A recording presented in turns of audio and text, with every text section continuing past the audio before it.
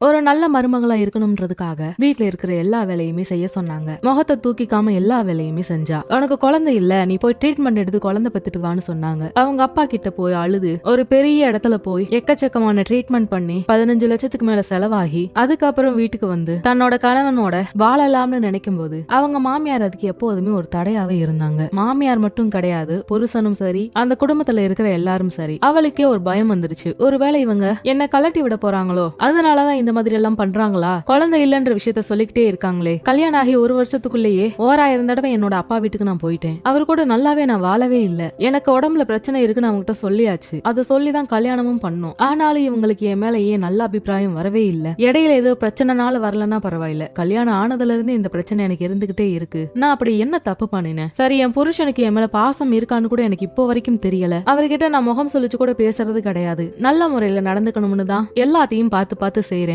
என் மாமியாருடைய அம்மாவையும் பாத்துக்கிட்டேன். சின்ன சின்ன விஷயத்துக்கெல்லாம் அருவருப்பு படுற நானு அவங்க உடம்புல அவ்வளவு புண்ணு இருக்கு. படுத்த படிக்க இருந்ததுனால உடம்பெல்லாம் அக்கி வந்து அதுக்கெல்லாம் மருந்து போட்டேன். அவங்க பாத்ரூம் எல்லாத்தையுமே நான் தான் அள்ளி போட்டேன். அவங்கள சுத்தமா வச்சுக்கிட்டேன். அவங்களையே முதல்ல இந்த வீட்டுக்கு கூட்டிட்டு வரணும், அதுவும் என் மாமியாருடைய அம்மா. அது அவங்க பாத்துக்கிட்டா பரவாயில்ல, நான் ஏன் பாத்துக்கணும்? ஆனா இது எல்லாமே செஞ்சேனே. அப்படி இருந்து ஏன் எனக்கு அவங்க இப்படியெல்லாம் நினைக்கிறாங்க? அத்தை, நீங்க இவ்வளவு நாளா எதிர்பார்த்த மாதிரி நான் மாசமா இருக்கேன்னு நினைக்கிறேன்னு சொல்றேன். என்ன வேணும்னு அளவுக்கு அதிகமா வேலை வாங்கி மன உளைச்சலுக்கு உள்ளாக்கி கடைசியில அந்த விஷயம் தெரிஞ்ச 2 நாள்லயே அதுவே கலைஞ்சு போற மாதிரி அவ்வளவு வேலை கொடுத்து என் மனசை உடைச்சிட்டாங்க. என் கணவனும் அதை பத்தி பெருசா எடுத்துக்க மாட்டேங்கிறாரு. நான் இப்ப என்ன பண்றது? இப்படி யோசனையோடு அவள் அழுதுகிட்டே அமைதியாக படுத்திருந்தா. நாளைக்கு நான் இங்க இருக்க மாட்டேன், நான் வீட்டுக்கு போறேன்னு வேற சொல்லிட்டா. இவ்வளவு நாட்களாக அமைதியாக இருந்த அவளுடைய கணவன் அவளுடைய அழுகையில ஏதோ ஒரு நியாயம் இருக்குன்றத புரிஞ்சுக்கிட்டான். அம்மா ஏன் இப்படி எல்லாம் செய்யணும்? குழந்தை இல்லன்னு சொன்னாங்க. இப்ப பிரெக்னன்ட் ஆகிற டைம்ல போய் இப்படி பண்ணலாமா? அப்ப இவ்வளவு நாள் ட்ரீட்மெண்ட் எடுத்ததுல வேஸ்டா போயிருக்கும்ல. சொல்ல போனா ஏன் ட்ரீட்மெண்ட் எடுக்கணும்? என் ஃப்ரெண்டுக்குள்ள 2 வருஷம் கழிச்சு தான் குழந்தை பிறந்துச்சு. அப்படி கூட எங்களுக்கு பிறந்திருக்கலாம். ஆனா அம்மா ஏன் இப்படி செஞ்சாங்கன்னு அவனுக்கு கொஞ்சம் கொஞ்சம் யோசனை வர ஆரம்பிச்சது. ஆனா அவளை வீட்டுக்கு போகாதன்னு அவன் தடுக்கவே இல்லை. அவளுக்கும் கொஞ்சம் தனிமை வேணும்னு நினைச்சான். மறுநாள் காலை ஆனதுமே 6 மணிக்கெல்லாம் அவள் துணிமணிகளை பேக் பண்ணிக்கிட்டு அங்க இருந்து கிளம்பிட்டா. அவ அங்க இருந்து கிளம்பும் போது அவளுடைய அத்தை வழிமறிச்சு, எங்கடி போற ஓடுகாலி, உனக்கு இந்த பழக்கம் வேற இருக்கா? என்ன நினைச்சுக்கிட்டு இருக்க? எதுக்கு பையத்துக்கிட்டு வீட்டுக்கு ஆட்டிக்கிட்டு போறன்னு சொல்லி கேட்கும் போது அவள் எதுவுமே சொல்லாம அங்க இருந்து வேக வேகமா வெளியில போயிட்டா. அவள் கிட்ட இருந்து ஒரு வார்த்தை கூட பதில் வரவே இல்ல. என்னடா நினைச்சிட்டு இருக்க? உன் பொண்டாட்டி என்ன ஆடுகாலித்தனம் பண்ணிட்டு இருக்கா? நீ அமைதியா பாத்துட்டு இருக்க? என்ன என்ன நடக்குது? பெரிய மனுஷிக்கு இந்த வீட்டுல என்ன மரியாதை? இப்படி எல்லாம் அவங்க சொல்லும் போது, அம்மா, அவ வீட்டுக்கு போகணும்னு நினைச்சா சரி போயிட்டு வான்னு சொல்லிட்டேன், விடுமா, எனக்கு நிறைய வேலை இருக்கு, என்ன பிரஷர் பண்ணாதீங்க, இப்படி சொல்லிட்டு அவனுடைய ரூமுக்குள்ள போய் கதவை அடைச்சுக்கிட்டான். தன்னோட பையன் முத தடவை இந்த மாதிரி பேசினதை அவங்களால ஏத்துக்கவே முடியல. இப்படி ஒரு விஷயம் நடந்துடக்கூடாதுன்னு தான் மருமகளை தன்னுடைய கட்டுப்பாட்டுல வைக்கணும்னு இறுக்கி புளிய ஆரம்பிச்சாங்க. ஆனா கடைசியில அவன் எதிர்த்து பேசினதுமே அவங்களுக்கு முகமெல்லாம் ஒரு மாதிரி ஆயிடுச்சு. இது வரைக்கும் தனியா டிராவல் பண்ணதே கிடையாது. முதல் முறையா பஸ் ஏறி அவள் இப்போ வீட்டுக்கு போய்கிட்டு இருக்கா. ஏதோ ஒரு விதமான மன உளைச்சல்ல இருந்து அவளால வெளியில வரவே முடியல. அவளுடைய வீட்டுல எந்த தகவலும் சொல்லவே இல்லை நான் வர்றேன்னு. ஆனா அவள் நேராக அந்த வீட்டுக்கு போய் நின்றதுமே அவங்க முகமெல்லாம் மாற ஆரம்பிச்சது. அவங்க அப்பா நேரா கையை பிடிச்சு வீட்டுக்குள்ள கூட்டிட்டு வந்து, என்ன நடக்குது? மாப்பிள்ளை இல்லாம நீ எப்படி தனியா வரலாம்னு சொல்லி முதல் கேள்வி கேட்டாரு. அவங்க அம்மா ஒரு பக்கம், என்னடி ஆச்சு உனக்கு? உன் தங்கச்சிக்கு மாப்பிள்ளை பாத்துட்டு இருக்கோம்னு தெரியும்ல, அந்த நேரத்துல போய் நீ இப்படி வந்து நிக்கிற? உன்னை வாழாவட்டின்னு நாங்க சொல்றதுக்கா? இப்ப எதுக்கு உங்க வீட்டுல இருந்து இப்படி வந்திருக்க? ஆளை பார்த்தாலே ஒன்னும் சரியில்லாம இருக்கே, என்னாச்சு உனக்கு? இப்படி எல்லாம் அவங்க வாய்க்கு வந்ததுபடி கேட்டுட்டே இருந்தாங்க. அவள் வந்தவளை உட்காரு சாப்பிடு எதுவுமே பேசல. அவங்க தங்கச்சியோடைய வாழ்க்கை கேள்விக்குறியாயிடுமேனு மட்டும்தான் அவங்க யோசிச்சுக்கிட்டே இருந்தாங்க. அப்போ அவள் பைய தூக்கி போட்டு பயங்கரமாக கத்த ஆரம்பிச்சா. ஏன் நான் இந்த வீட்டுக்கு வரக்கூடாதா? இந்த வீட்டுக்கு நானு உரிமைப்பட்டவள் கிடையாதா? இந்த வீட்டுக்கும் நான் உரிமைப்பட்டவள் கிடையாது. அந்த வீட்டுல எனக்கு எந்த உரிமையும் இல்ல. இப்ப நான் இங்க வந்ததுதான் உங்களுக்கு மிகப்பெரிய பிரச்சனை ஆயிடுச்சா? அவ கல்யாணம் ஆகிற வரைக்கும் என் மூத்த மக இங்கதான் இருந்து எல்லா வேலையும் பாத்துக்க போறான்னு கூட உங்களால ஒரு பொய் கூட சொல்ல முடியாதா? என்ன நினைச்சிட்டு இருக்கீங்க? இப்படி அவள் சத்தம் போடும்போது அதுக்கு அவங்க அப்பா, உன் மாமியா 2வது மகளுக்கு கல்யாணம் வச்சிருக்காங்க, அதுக்குள்ள இன்னொரு தடவை ட்ரீட்மெண்ட் பாருன்னு சொல்லி உன்னை இங்க அனுப்பி வச்சுச்சா? இப்படி அவர் கேட்கும் போது, இல்லப்பா அப்படியெல்லாம் எதுவுமே கிடையாது, நானா தான் இங்க கிளம்பி வந்தேன், என் புருஷன் கிட்ட சொல்லிட்டு தான் வந்தேன், அவர் எதுவுமே சொல்லல, என்ன தடுக்கவும் இல்ல, சந்தோஷமா தான் அனுப்பி வச்சாரு. போதுமா? இல்ல வேற எதுவும் நான் சொல்லணுமா? நான் இந்த வீட்டுக்கு வந்தா ஏதாவது செலவு வைக்க போறேன்னு உங்களுக்கு ஒரு பயம். அந்த வீட்டுக்கு போனேன்னா அந்த வீட்டுல இருக்கும்போது இவளை எப்படா டைவர்ஸ் பண்ணி அனுப்பி வைக்கலாம், இப்படி அவங்க ஒரு பக்கம் நினைச்சிட்டு இருக்காங்க. இப்படி மாத்துக்கட்டுல 2 பேர் என்ன போட்டு பாடா படுத்திட்டு இருக்கீங்க. நான் உங்ககிட்ட கேட்டேன்னா எனக்கு கல்யாணம் பண்ணி வைங்கன்னு சொல்லி கல்யாணம் பண்ணி வச்சதுல இருந்து நான் எவ்வளவு வேதனையில இருக்கேன்னு உங்களுக்கு புரிய மாட்டேங்குதுல? ஏன் வந்தேன்னு கேக்குறீங்க? அப்படி அந்த அளவுக்கு ஆகி போச்சு. இங்க பாருமா, உன்னை நாங்க வேணும்னே கல்யாணம் பண்ணி வைக்கணும்னு பண்ணி வைக்கல. நான் நெஞ்சு வழியில சீக்கிரமா செத்து போயிட்டேன்னா உங்க வாழ்க்கை என்னாகும்ன்றதுக்கு தான் சீக்கிரமா பயந்து நான் கல்யாணம் பண்ணி வச்சேன். நல்ல வசதியா இருக்காங்களே, உன்னை நல்லா பாத்துப்பாங்க, பின்னாடி சீரு சிறப்பு அப்படின்னு சொல்லி எதுவும் கேட்க மாட்டாங்க. நானே இல்லாத காலத்திலயுமே அவங்க கிட்ட பணம் இருக்கிறதுனால எல்லாம் பாத்துப்பாங்கன்னு நினைச்சேன். நினைச்சேன். ஆனா போனதுல இருந்து அங்க நடந்தது எல்லாம் வேற மாதிரி நடந்துச்சு. இதுக்கு நான் எப்படி பொறுப்பாக முடியும்? ஏதோ நடந்தது நடந்துருச்சு, அட்ஜஸ்ட் பண்ணி வாழ பாரு. இதுக்கு அடுத்து எங்களை நீ தொந்தரவு பண்ணாதன்னு சொன்னாரு அவங்க அப்பா. இதை கேட்டதுமே சபாஸ், ரொம்ப சபாஸ், நீங்க பேசுறதெல்லாம் ரொம்ப அற்புதமா இருக்கு. இங்க வாடி, நானாவது ஒரு டிகிரி முடிச்சிட்டேன், நீ இப்போதானே காலேஜ் போன, அதுக்குள்ளே உனக்கு என்ன கல்யாண ஆசை வந்துச்சு? ஒழுங்கா படிக்க வேண்டியது தானே, படிச்சு முடிச்சுட்டு ஒரு வேலையில உட்காந்துட்டு அப்புறம் கல்யாணம் பண்ணு. எவனையாவது இழுத்துக்கிட்டு கூட ஓடு, ஆனா உனக்கு பிடிச்சதை செஞ்சுட்டு அப்புறம் போ. இப்போ உனக்கு கல்யாணம் வேணாம். என்ன பார்த்தேல, நான் இந்த ஒரு வருஷத்துல எத்தனை தடவை வீட்டுக்கு வந்திருக்கேன்னு நீ பாத்துட்டு தானே இருக்க.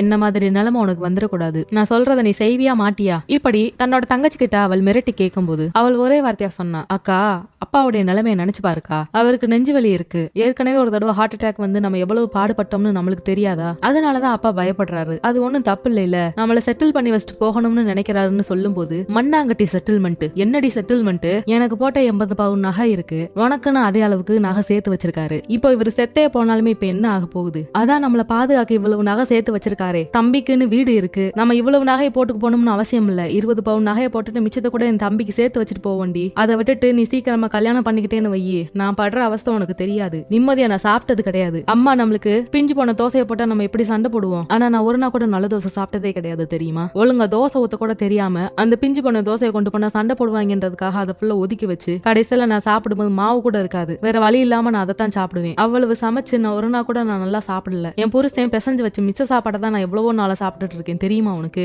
என் நிலைமை உனக்கு வரணும்னு நினைக்கிறியா? இந்த ஆள் இப்படி சொல்லி சொல்லி நம்ம வாழ்க்கையை கெடுத்து வச்சிருக்கேன். அது உனக்கு புரியுதா புரியலையா? இந்த உலகத்துல அப்பா அம்மா எல்லாருமே இருந்துதான் எல்லாருமே இருக்காங்கன்னு நினைச்சிட்டு இருக்கியா? அப்படி இல்லாம இங்க எத்தனை பொண்ணுங்க தனியாவே நல்லாதான்ப்பா இருக்காங்க. அதை விட்டுட்டு இப்படி சொல்லி சொல்லி நம்ம வாழ்க்கையை கெடுத்துட்டு இருக்காரு, குட்டிச்சவர் ஆக்கிட்டு இருக்காரு. இப்ப நான் வீட்டுக்கு வந்ததுக்கு ஓ வாழ்க்கை கெட்டு போயிடும்னு சொன்னவரு, நாளைக்கு நீ வீட்டுக்கு வரும்போது என் பையன் வாழ்க்கை கெட்டு போயிடும், நீ வீட்டுக்கு வராதுன்னு சொல்லுவாரு. நீ அங்க போவ உன் புருஷ வீட்டுக்கு, அங்க உன்னை அடிச்சு துரத்துவானுங்க. அப்படி இல்லன்னா உன்னை ஒரு புழுவை விட கேவலமா நசுக்கி வச்சிருப்பானுங்க. நிம்மதியா தூக்க வராது. அவை வந்து படுனா நம்ம படுக்கணும், அவை போனா போகணும், நம்மளுக்குன்னு எந்த ஆசையும் கிடையாது. இப்படி மறத்து போய் ஒரு வாழ்க்கை வாழணும்னு நீ நினைக்கிறியா? இந்த அப்பாவுக்கு நம்ம நல்லது பண்றோம்னு நினைச்சுக்கிட்டு கடைசியில நம்ம நாசமா போனதுதான் மிச்சமா போகும். இவருக்கு ஹார்ட் அட்டாக்கே வரல, அந்த நிலைமையில நம்மள கல்யாணம் பண்ணி கொடுத்துட்டாரு. இதுக்கு அடுத்து இன்னும் இவர் எத்தனை வருஷம் வாழ போறாருன்னு நினைக்கிறேன்? ஒரு 10 வருஷம் 20 வருஷம் ஒரு 50 வருஷம் வாழ்வாரா? நம்ம அவரை விட இன்னும் 20 வருஷம் சேர்த்துதானே வாழணும். அந்த ஒவ்வொரு வருஷமே நம்ம நரகத்துக்குள்ள இருந்த மாதிரி தினமும் சாகணும். இவர் செத்துருவாருன்றதுக்காக இவர் கூட நம்மளும் சேர்ந்து சாகணும். தெரியுமா உனக்கு? கொஞ்சமா நஞ்சமா அவ்வளவு இருக்குடி. சாதாரணமா நினைச்சிட்டு இருக்கியா? எனக்கு என்ன இப்ப குழந்தை பிறக்காதுன்னு நினைச்சிட்டு இருக்கியா? எனக்கு குழந்தை பிறக்கிற எல்லா கெப்பாசிட்டியும் இருக்கு. தைராய்டு இருந்தா குழந்தை பிறக்காதுன்னு யாரு சொன்னா? தைராய்டு இருந்தா பீரியட்ஸ்ல கொஞ்சம் மாற்றம் வரும். கொஞ்சம் ஹெவியா இருக்கிறவங்களுக்கு ஏதாவது பிரச்சனை வரலாம். ஆனா 70% மேல எத்தனையோ பேர் குழந்தை பெத்துக்கல தைராய்டை வச்சுக்கிட்டு கல்யாணம் ஆன ஒரு மாசத்துல இங்க கொண்டு வந்து ட்ரீட்மெண்ட் பாருங்கன்னு சொல்லி அவங்க விட்டுட்டு போவாங்களாம். இவரு பல லட்சம் செலவு பண்ணி என்ன காப்பாத்துறாராமா. ஒரு அப்பனா அந்த இடத்துல நின்னு சண்டை போட்டிருக்க வேணாமா? அதெல்லாம் பண்ணாம அவங்க என்ன சொன்னாலும் தலையை குனிஞ்சு வணங்கி கேட்டுக்கிறது. கடைசியில நான் தான் இந்த குடும்பத்துக்கு ஒரு இடைஞ்சல் மாதிரி. அப்படித்தானே? அப்படித்தான் உனக்கும் அந்த நிலைமை வரும். வெறுத்து போச்சு வாழ்க்கை. யார் சப்போர்ட்டுமே இல்லாம நான் என்ன தப்பு பண்ணேன் நீயே சொல்லு? நான் சத்தமா பேசியிருப்பேன் என்னைக்காவது? நான் ஏதாவது பிடிச்சது வேணும், அது வேணும், எனக்கு தினம் ஒரு 4 முழம் பூ வேணும், இப்படி கூட ஏதாவது செலவு வச்சிருக்கேன் இந்த வீட்டுக்கு? ஆரம்பத்துல இருந்து உன்னை கல்யாணம் பண்ணி தான் கொடுக்க போறான், நீ படிச்சு என்னத்த சாதிக்க போறோன்னு சொல்லி சொல்லியே கடைசியில நான் மழுமட்டையா போனதுதான் மிச்சம். நான் ஒழுங்கா தூங்கி எவ்வளவு நாள் ஆகுது தெரியுமா? இதெல்லாம் விடு. இவ்வளவு செலவு பண்ணார்ல, அதுக்கு ஒரு நல்ல ரிசல்ட் கிடைச்சிச்சு. பிரெக்னன்சி டெஸ்ட் எடுத்து பார்த்தேன், கொஞ்சம் மைல்டா கோடு வந்துச்சு. கிட்டத்தட்ட கன்ஃபார்ம் ஆயிடுச்சுன்னு தான் நினைச்சேன். ஆனா என் மாமியா கிட்ட போய் அதை காட்டினதுமே அவ செஞ்சா பாரு, என்ன அவ்வளவு வேலை வாங்கி கடைசியில அது களைஞ்சே போயிடுச்சு. நான் எதுக்கு இங்க பைய தூக்கிட்டு வந்தேன்னு நினைக்கிறேன்? செலவு பண்ணவோ அது செய்யவோ இது செய்யன்னு சொல்லி எதுக்காக வரல, மனசு நொந்து போய் வந்திருக்கேன். ஆனா வந்ததுல இருந்து இவங்க 2 பேரும் என்ன பாடுபடுத்துறாங்கன்னு தெரியுமா? வரும்போது நான் ட்ரீட்மெண்ட் எடுத்து அந்த ஹாஸ்பிட்டல் போயிட்டு தான் வந்தேன். நல்லா திட்டினாங்க. உனக்கு ஏதாவது சிம்டம்ஸ் தெரிஞ்சுன்னா எந்த வேலையும் பார்க்காம கொஞ்சம் ரெஸ்ட்லயே இருங்க, நாங்க சொல்ற வரைக்கும்னு அவங்க சொல்லி தான் அனுப்பி வச்சாங்க. ஆனா எங்க மாமியா டைரக்டாவே சொல்லிட்டாங்க, உன்னால என் குடும்பத்துக்கு வாரிசு வர தேவையே இல்லடி, நீயே மலமாடு மாதிரி இருக்க, ஒவ்வொருவத்துல ஒரு பிள்ளையான்னு சொல்லி சொல்லாம சொல்லி என்ன அசிங்கப்படுத்திட்டாங்க. அந்த குழந்தை கலையிற அளவுக்கு அவங்க என்ன விடவே இல்ல. என் புருஷனும் அந்த நேரத்துல ஊர்ல இல்ல. அம்மா அப்பா என் பாசம்ன்ற பேர்ல சுத்திட்டு இருக்கானுங்க பாரு, அவங்கள மட்டும் நான் கல்யாணம் பண்ணிருக்கவே கூடாது. நான் மட்டும் கிடையாது, எந்த பொண்ணும் கல்யாணம் பண்ணிருக்க கூடாது. அம்மா சொன்னா தப்பாவே இருந்தாலும் அதைத்தான் அவங்க நம்புவாங்க. அவங்க சதுரத்தை காட்டி இதுதான வட்டம்னு சொன்னாலும் அதுதான் வட்டம், வட்டத்தை காட்டி இது முக்கோணம்னு சொன்னா அது முக்கோணம். அப்படி ஒரு கேவலமான ஜென்மங்கள் தான் இங்க அம்மாவோட போர்வைக்குள்ள இருக்கிற நிறைய பசங்க. எல்லாரையும் தப்பு சொல்ல முடியாது, ஆனா நான் கட்டினவே அந்த மாதிரி தான். என் புருஷன் எதுக்கு எடுத்தாலுமே என்ன சமாதானப்படுத்துவாரு. ஆனா இந்த விஷயத்துல சமாதானப்படுத்தல. விஷயத்த சொன்னதுமே அந்த ஆள் மூஞ்சியே சரியில்லாம போயிடுச்சு. நான் சொல்லிட்டு வந்திருக்கேன், தனியா போய் நம்ம நல்ல முறையில வாழ்ந்துக்கலாம்னு சொல்லி. ஆனா அவர் என்ன முடிவு எடுக்கிறாருன்னு எனக்கு தெரியல. ஆனா நான் இப்போ ஒரு முடிவு எடுத்திருக்கேன்ப்பா. நான் இங்க இருந்து கிளம்புறேன். நான் என்னைக்குமே என் குடும்பத்துக்கு இடைஞ்சலா இருக்க மாட்டேன், இருக்கவும் கூடாது. கிடையாது, அப்படிதானே? அவங்களுக்கு அவங்கவுங்க சந்தோஷம். நான் மட்டும் ஆனா எப்போதுமே இப்படி நீலி கண்ணீர் வலிச்சுக்கிட்டு தெரு தெருவா வந்தாலும் யாருக்கு அதை பத்தி கவலை கிடையாது. நான் என்னைக்குமே ஒரு இடைஞ்சல் தான். இப்படி சொல்லிட்டு அவள் கிளம்பும் போது அவங்க அம்மா கையை பிடிச்சு கட்டி அணைச்சு பயங்கரமா கதறி அழுக ஆரம்பிச்சாங்க. உண்மைதான், உன் அப்பாவுக்கு என்னைக்கு ஹார்ட் அட்டாக் வந்துச்சோ அன்னைக்கு இருந்து நான் கிச்சன்ல இருந்து வெளியில வரல. இதை சொல்லியே நான் இப்படித்தான் சாப்பிடணும் அப்படித்தான் சாப்பிடணும்னு என்னை கிச்சன்லயே அந்த ஆளு முடங்க வச்சுட்டாரு. 1க்கு 3 பிள்ளைகள், 3 பிள்ளைகளுக்கு தகுந்த மாதிரி ஒவ்வொரு விதத்துல நான் சமைச்சு கொடுக்கணும். கடைசி வரைக்குமே யாருமே அட்ஜஸ்ட் பண்ணவும் கிடையாது, யாரும் அமைதியாவும் இருந்தது கிடையாது. நான் மட்டும்தான் புழுங்கி செத்துட்டு இருந்தேன். இதே மாதிரி என் பிள்ளைக்கு வரணும்னு அவசியம் கிடையாது. நீ எவ்வளவு நாளா இருந்தாலும் பரவாயில்ல, எத்தனை வருஷமா இருந்தாலும் பரவாயில்ல, நீ இங்கேயே இரு. உன் புருஷன் வந்து கூட்டிட்டு போட்டும், உன் மாமியா வந்து கூட்டிட்டு போட்டும் நான் எதிர்பார்க்கவே மாட்டேன். அவங்களுக்கு எனக்கு சம்பந்தமே கிடையாது. உன்னை கட்டிட்டு போனவரு உன்னை மரியாதையா கூட்டிட்டு போய் மரியாதையா வாழ வைக்கிறாருன்னா இங்க இருந்து உன்னை கூட்டிட்டு போகட்டும். யார் வாழணும்னு இந்த கடவுள் தலையில எழுதி வச்சிருக்காரோ அவங்களுக்கு எத்தனை ஆக்சிடென்ட் ஆனாலும் வாழ்வாங்க, எத்தனை விதமாக பிரச்சனை வந்தாலுமே அவங்க உயிருக்கு மட்டும் எந்த ஆபத்து வராது. அப்படி வரதா இருந்தா முதல் அட்டாக்ல போய் சேர்ந்திருக்கணுமே. அதையும் மீறி வாழ்றாங்கன்னா அவங்களுக்கு சாவு இப்போ பக்கத்துல இல்லைன்னு அர்த்தம். அதை புரிஞ்சுக்கிட்டு உங்க அப்பா வாழ்ந்தா வாழட்டும், வாழாட்டி இருக்கட்டும். இப்படி எத்தனை நாள் தான் எனக்கு அட்டாக் வந்துச்சுன்னு சொல்லி 5 வருஷமா என்ன போட்டு பாடுபடுத்தினது இல்லாம உங்க வாழ்க்கையும் இப்படி சீரழிச்சதுக்கு அப்புறம் இனியும் நான் சும்மா இருக்க மாட்டேன். நானும் நிறைய தடவை அவர்கிட்ட பேசிட்டு தான் இருக்கேன், ஆனா அவர் காதல வாங்கல. சில நேரத்துல அந்த மனுஷன் பேசுறது சரியாதான் இருந்துச்சு, ஆனா எனக்கு இப்போ தப்பாதான் தெரியுது. அதனால என்ன ஆனாலும் பரவாயில்ல, நீ வீட்டுல இருடி. எப்ப பார்த்தாலும் கிச்சன்ல தானே இருக்கேன், நான் உனக்காகவும் சேர்ந்து இருந்துக்கிறேன், ஒன்னும் எனக்கு பிரச்சனை இல்ல. அவ உடம்புல இவ்வளவு பிரச்சனை இருக்கு, எதுக்குங்க கல்யாணம் பண்ணி கொடுக்கணும், கொஞ்சம் சரி பண்ணிட்டு கல்யாணம் பண்ணி கொடுக்கலாமேன்னு சொல்லி அப்பவே கேட்டேன். அது அந்த பிள்ளை பாடு, அவங்க புருஷ விட்டு பாடு, அது நம்மளுக்கு தேவையில்லை, நம்ம கடமை கட்டி கொடுத்தா போதும்னு சொல்லி அவங்க அப்பா சொல்லுவாரு. இப்போ தெரியுதா என்னன்னு எனக்கு புரியல. அவர் இல்லாம இருந்திருந்தா கூட இவ்வளவு செலவு ஆகி இருக்குமான்னு தெரியல. இருக்கிறத வச்சு எங்கிட்டாவது கஞ்சி குடிச்சுக்கிட்டாவது இருந்திருக்கலாம். அது அவருக்கும் புரிஞ்சிடுச்சு. அது எப்படி சமாளிக்கன்னு தெரியாம ஏதாவது பேசிட்டு இருப்பாரு. நீ வா வீட்டுக்குள்ள இப்படி சொல்லி தான் மகளை அரவணைச்சுக்கிட்டாங்க. இப்படியெல்லாம் தன்னோட பொண்டாட்டி பேசுனதுமே அவருக்கு முகமெல்லாம் மாறி போயிடுச்சு. நாம எவ்வளவு பெரிய தப்பு பண்ணிட்டு இருக்கோம்னு அப்புறம் இருந்து அவருக்கு புரிய ஆரம்பிச்சது. ஆனா கொஞ்ச நேரத்திலேயே வீட்டு முன்னாடி ஒரு கார் வந்து நின்னுச்சு. அடிக்கடி வீட்டு வாசல்ல நின்னுட்டு போற மாப்பிள்ளை இன்னைக்கு வீட்டுக்குள்ள வரைக்கும் வந்தாரு. வா நம்ம வீட்டுக்கு போலாம்னு சொல்லி கூப்பிட்டாரு. அதுக்கு அவ எதுவுமே பேசாம அமைதியாக நின்றாள். நீ எதுக்காக அமைதியா இருக்குன்னு எனக்கு தெரியும். நம்ம இப்ப கேரளாவுக்கு போகல, கோயம்புத்தூருக்கு போக போறோம். நம்ம 2 பேரும் மட்டும். கோயம்புத்தூர்ல நம்மளுக்குன்னு ஒரு வீடு இருக்கு. கோயம்புத்தூர் ஆபீஸ நான் பாத்துக்கிறேன்னு சொல்லி வீட்டுல சொல்லிட்டு வந்திருக்கேன். எங்க அம்மா 1000 கேள்வி கேட்டாங்க. நான் நினைச்சிருந்தா அவங்களை ஏதாவது சொல்லியிருக்கலாம். ஆனா அவங்க மனசை கஷ்டப்படுத்தினதுக்கு அப்புறம் அவங்களோட கோபம் முழுவதுமே ஓ மேல வந்துரும். அதனால நான் எதுவும் பேசல. கோயம்புத்தூர் ஆபீஸ்க்கு அப்பா போயிட்டு வந்துட்டு இருந்தாரு. அவரை நான் சமாதானப்படுத்தி நாங்க தனியா அங்க இருந்துக்கிறோம், எங்க வாழ்க்கைக்கு கொஞ்சம் ஃப்ரீயா இருக்கணும், அதே மாதிரி ஆபீஸ நானே பாத்துக்கிறேன்னு சொல்லிட்டேன். நிறைய இடத்துல நான் உன்னை புரிஞ்சுக்கவே இல்ல. ஒரு நாள் ஒரு சண்டையில ஒருத்தன் ஆம்பளையான்னு சொல்லி கேட்டான். அப்ப சுத்தி இருக்கிற நிறைய பேர் சிரிச்சுட்டாங்க. அந்த சிரிச்சப்ப எனக்கு பயங்கர அவமானமா இருந்துச்சு. அப்ப எனக்கு ஒரு விஷயம் புரிஞ்சது. 4 பேர் ஒரு ஆளை நிக்க வச்சுக்கிட்டு கேவலமா சிரிச்சா எப்படி வலிக்கும்னு எனக்கு அப்ப புரிஞ்சது. கொஞ்சம் கொஞ்சமா நான் திருந்திட்டு தான் வர்றேன். என்னால அதை ஓபன் பண்ண முடியல. இனிமேல் நான் சரியா இருக்கேன். ஒரே அடியா என்னால மாற முடியுமான்னு தெரியல. கொஞ்சம் கொஞ்சமா நான் மாறிக்கிறேன். அதே நேரத்துல என் குடும்பத்துல இருக்கிறவங்களை என்னால எதிர்த்து பேச முடியாது, அவங்களை என்னால கஷ்டப்படுத்தவும் முடியாது. நான் அப்படியே வளர்ந்துட்டேன். ஆனா அவங்க யாரும் உன்னை கஷ்டப்படுத்த விடாம நான் பாத்துக்கிறேன். குழந்தை பரப்புன்றது உன்னோட ஒரே ஒரு ஆளால மட்டும் முடியாது, அதுக்கு நானும் தான் பொறுப்பாகணும். ஆனா நான் எப்போதுமே விலகிதான் இருந்திருக்கேன். ட்ரீட்மெண்ட் அது இதுன்னு ட்ரீட்மெண்ட் மேல வச்ச நம்பிக்கையை நான் என் மேல வைக்கலன்னு தான் எனக்கு இப்போ தெரியுது. நான் நிறைய டாக்டர் கிட்ட பேசி பார்த்தேன். யாருமே தைராய்டு இருக்கிறவங்களுக்கு குழந்தை பிறக்காதுன்னு சொல்லவே இல்ல. சில பேருக்கு காம்ப்ளிகேஷன் வரலாம்னு தான் சொன்னாங்க. என்ன மன்னிச்சிடு, ஒரு சில விஷயங்கள் எனக்கு புரியறதுக்கு ரொம்ப நாள் ஆயிடுச்சு. அக்கா தங்கச்சி கூட தொட்டு பேசக்கூடாதுன்னு சொல்லி வளர்ந்த ஆளு நான். அதனாலதான் என்னவோ எனக்கு அப்படி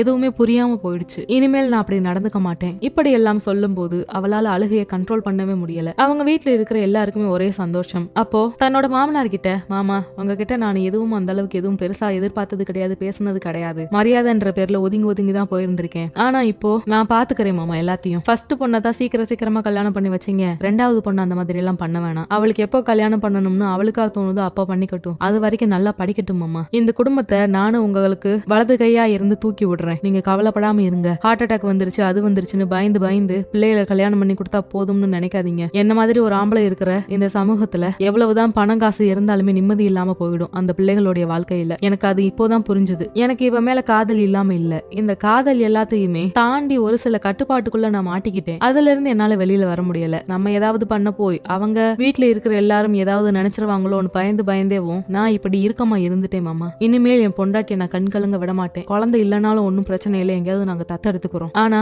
மனசு நிம்மதியா இருந்தாதானே குழந்தை பிறக்கும். மனசு நிம்மதியா இல்லாதப்ப எப்படி குழந்தை பிறக்கும்? நான் கோயம்புத்தூர் கூட்டிட்டு போய் அங்கேயே நான் பாத்துக்கிறேன். அங்க வீடு இருக்கு, எல்லா வசதியும் இருக்கு, அங்க வேலைக்காரங்க இருக்காங்க. அவ வேலை செய்ய வேண்டிய அவசியம் கூட கிடையாது. அதையும் மீறி எப்பயாவது கேரளா போனாலுமே இவள் எந்த வேலையும் செய்ய தேவையில்லை, ஏன்னா நான் ஒரே நாள்ல வீட்டுக்கு கூட்டிட்டு வந்துருவேன். போனோம் பார்த்தோம் வந்தோம், அதிகபட்சம் ஒரு நாள் இருக்கிற மாதிரி பாத்துக்கிறேன். அதை தாண்டி நான் ரொம்ப நாளைக்கு என் பொண்டாட்டி அங்க வச்சுக்க மாட்டேன். நானே கையோட என் பக்கத்திலே நான் பாத்துக்கிறேன். இப்படி எல்லாம் அவன் பேச பேச வீட்டுல இருக்கிற எல்லாருக்குமே அப்போதான் நிம்மதியா இருந்துச்சு. அவங்க அம்மாவே பைய கொடுத்து, இப்போ நீ போயிட்டு வா, அவர் மனசுல ஏதோ ஒரு நம்பிக்கை இருக்கு, உன்னை விட்டுறக்கூடாதுன்னு நினைக்கிறாரு, உனக்கான வாழ்க்கைக்கான ஆதாரம் இப்போதான் ஆரம்பிக்குது, ஏதோ உன்னோட போதாத காலம் நினைக்கிறேன், நீ கஷ்டப்பட்டுட்ட, இனி நல்லா இருப்ப, போயிட்டு வான்னு சொல்லி அவங்க அம்மாவே அனுப்பி வச்சாங்க. அடுத்து அவள் கிளம்பும் போது அந்த ரிப்போர்ட் எல்லாத்தையுமே அவங்க புருஷன் அதை பார்த்து கிழிச்சு அந்த வீட்லயே தூக்கி போட்டுட்டு அவள் அங்க இருந்து கூட்டிட்டு வந்தாரு. கார்ல போகும்போது, நீங்க பேசும்போது ஏதோ நான் பேசுன எல்லாத்தையும் பக்கத்துல இருந்து பார்த்த மாதிரி பேசுனீங்களே, அது எப்படி? எனக்கு இதுதான் எனக்கு சந்தேகமா இருக்கு, ஏதோ ஒரு மேஜிக் நடந்த மாதிரி இருக்கு, என்ன விஷயம்னு சொல்லி கேட்டா. அதுக்கு அவரு, நான் யோசிச்சு பார்த்தேன், இந்த குழந்தைக்காக தானே நீ இவ்வளவு போராடின,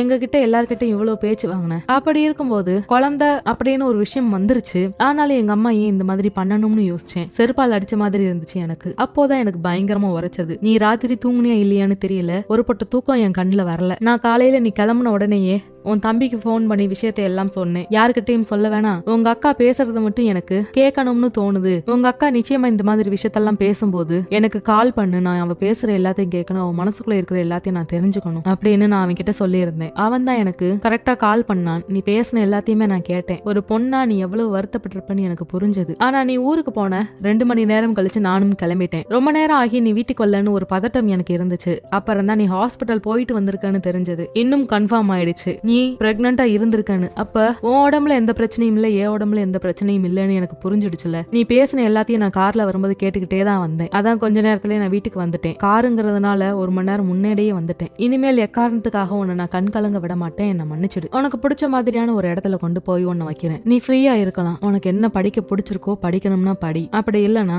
என் கூட கம்பெனில வந்து ஆபீஸ் ஒர்க் பாரு, உனக்கு 4 பேர்கிட்ட பேசி பழகு, அப்பதான் உனக்கு மைண்ட் ரிலாக்ஸ் ஆக இருக்கும், பாத்துக்கலாம் வா. இப்படி அவர் பேச பேச அவள் அமைதியாகவே தன்னோட கணவனுடைய முகத்தை பார்த்துக்கிட்டே இருந்தா. என்னாச்சு இப்படியே பாக்குற? இப்படி அவர் சிரிச்சுக்கிட்டே கேட்கும்போது, இப்படி எல்லாம் நீங்க இந்த 1 வருஷத்துல ஒரு நாள் கூட இப்படி நடந்துகிட்டதே இல்ல, அதான் எனக்கே ஆச்சரியமா இருக்கு. நான் ஏதாவது தப்பு பண்ணியிருந்தாலும் இல்ல கஷ்டப்படுத்தி இருந்தாலும் ஐம் சாரின்னு சொல்லி கேட்டா. நீ ஒன்னும் பண்ணல, நாங்க எல்லாரும் சேர்ந்துதான் உன்னை பாடா படுத்திட்டோம். அவங்க எல்லாரையும் என்னால சாரி கேட்க வைக்க முடியுமான்னு எனக்கு தெரியாது. ஆனா நான் உன்கிட்ட மன்னிப்பு கேட்கிறேன், மனசார மன்னிப்பு கேட்கிறேன். என் கூட பிறந்தவளும் வாழா வெட்டியா வந்து வீட்டுலதான் உட்கார்ந்துருக்கா. அதுக்கு காரணம் எங்க அம்மா தான். எங்க அம்மா பேச்சை கேட்டு கேட்டுதான் என் தங்கச்சியுடைய வாழ்க்கை ஒண்ணும் இல்லாம போயிடுச்சு. இப்போ என் வாழ்க்கை அதே மாதிரி மாறுறதுக்கு நான் விரும்பவே இல்ல. எனக்கு பிடிச்சிருக்க ஒன்ன, நீ குண்டா இருக்கும்போது எனக்கு ஒண்ணு பிடிச்சது, இப்போதும் எனக்கு ஒண்ணு பிடிக்கும். நம்பிக்கையாயிரு, நம்ம வாழ்க்கை ஒரு நாள் இல்ல ஒரு நாள் மாறும்னு சொன்னதுமே அவளுக்கு ஏதோ நிம்மதி பெருமூச்சு விட்ட மாதிரி இருக்கு. ஏதோ ஒரு பாறைக்குள்ள மாட்டி சிக்கிக்கிட்டு மேலும் மேலும் நிறைய பாறைகள் விழுந்து நசுங்கின மாதிரியா ஒரு உணர்வுக்குள்ள இருந்து அவள் வெளியில வந்த மாதிரி இருந்துச்சு.